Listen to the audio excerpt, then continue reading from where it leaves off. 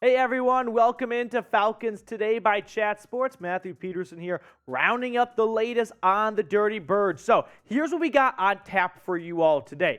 Cordell Patterson is recruiting Keenan Allen, kind of. We're going to take a look at it. Plus, the Myles Murphy draft rumors, they're heating up because a couple mock drafts are linking Atlanta to the Clemson edge rusher. And finally, Ryan Nielsen had an introductory press conference, and it is run through a wall type of shit. But let's start with Keenan Allen because Cordell Patterson took to Twitter.com and is looking to recruit the star wide receiver from the Chargers, who very well may be a cut candidate for LA this offseason. So, with that being said, I know a lot of you have questions on the offseason, who the Falcons could go out and sign and whatnot, and we want to do a mailbag this weekend. So, if you guys are interested in us doing a mailbag video, get those questions in, but also make sure to subscribe. That way we can get feedback from all of you watching and know where your interests are in terms of content for the offseason.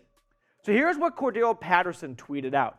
Man, Keenan Allen to the Falcons would be lit. OMG. So, Patterson is always the number one ambassador for whatever team he's on. He is constantly recruiting. He's going to make one heck of a college football coach, hopefully for the Tennessee Volunteers, when he does hang it up for the Falcons or whatever NFL team he's on, okay? He also tweeted this here. What defensive player are we going after today? Let me know. He is just a man of the people, right? He is constantly trying to get the best players to whatever team he is on. He's just awesome, right? Having Cordell Patterson on your team is a objectively awesome thing. He's provides spark in the return game when he used to do that more. He can be a running back. He can be a wide receiver. He'll play all 22 positions on the field. Now, Keenan Allen's stats the last 4 years, a bit of a dip in 2022, mostly due to the injuries. He only played in 10 games. I think it's a little bit unfair to say, I don't want Keenan Allen. He's always hurt. Not really. When you look at what he's done the last 5 or 6 seasons, he's pretty much played every single game up until 2022. Early on in his career, that was fair to say. But I'm going to challenge you to go look and see what his production level and games played has been the last 5 or so years. He has been healthy, he has been consistent, and he has been a near 1,000-yard receiver when healthy pretty much every year. So when you parlay that, a little TED Talk on Keenan Allen, with the Falcons wide receiver room, a lot makes sense. Outside of Drake London, there's nothing there all that much. Damiere Byrd, I don't see coming back. Maybe Zaccheaus could return. Hard to predict what they want to do in free agency. I think they probably want to swing a little bit bigger, but that could be a nice 1-year cheap re-signing, maybe 2-year contract. Now, Drake London and Keenan Allen in 2022, here's how they compared head-to-head. 866 yards for the rookie, 4 touchdowns. Allen in 7 fewer games, also scoring 4 times, 752 yards. I think this would be a great duo. One, I'm a big fan of giving young quarterbacks, and if Desmond Ridder is QB1 next year, a veteran receiver to grow with, and then just getting good football players on your team always seems like a good idea.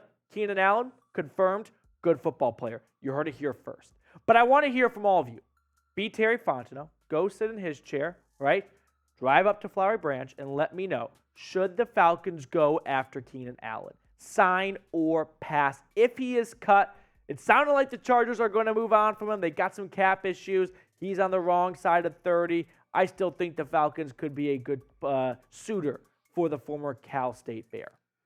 Okay, now let's talk about Myles Murphy because the draft rumors are heating up. Because not one, but 2 Big J mock drafts came out and had the Falcons going with Murphy. We're going to break all that down and get to know the Clemson edge rusher in just a moment. But first, I want to tell you about today's sponsor, BetUS. You guys have heard us talk about our sportsbook partner before. You know the deal. Chatsports.com/BetFalcons.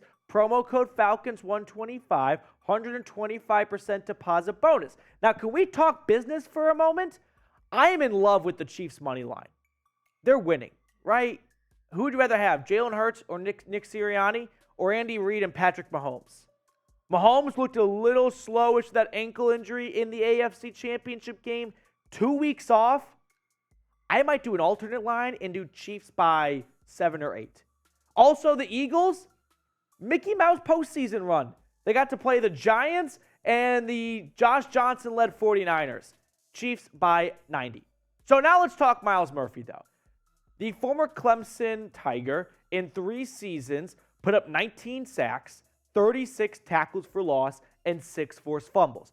Every single draft season comes with a bunch of cliches of, oh, his athleticism is off the charts, great build. This one's actually true for Myles Murphy. He has a very rare combination of size, 6'5", weight, 275, around that area, and speed. You usually don't get to check all 3 boxes. Murphy does. Here's what Ryan Wilson from CBS Sports said in his mock draft. Murphy turned 21 in early January, and while we'd like to see him play with more consistency, he just turned 21 in early January.